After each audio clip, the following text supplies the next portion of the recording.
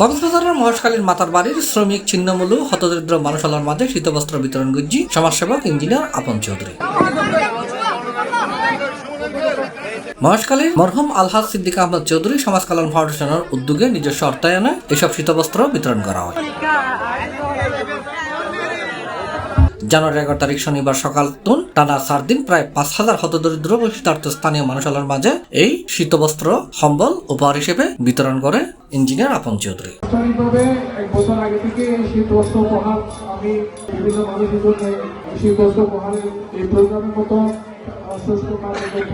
বিভিন্ন উপহার সামগ্রী আমি এলাকার মানুষের জন্য করার চেষ্টা করি, উপহার করার চেষ্টা করি।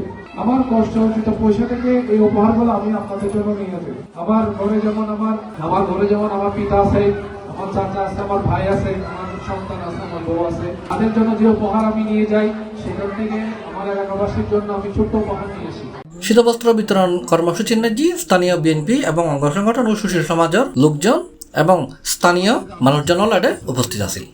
মহেশখালী দক্ষিণ চট্টগ্রামে একজন দানবের হিসেবে পরিচিত আছে। ওনার প্রতিষ্ঠিত মাদ্রাসা, মসজিদ, তিনখানা মহিলা মাদ্রাসা, রাস্তাঘাট, মাতাবাড়ি উচ্চ বিদ্যালয়, হসপিটাল, হ্যাঁ কোনো কিছু নাই। ও গরিব নওয়াজ মানুষের কল্যাণ লাগে। C+ TV Chittagong.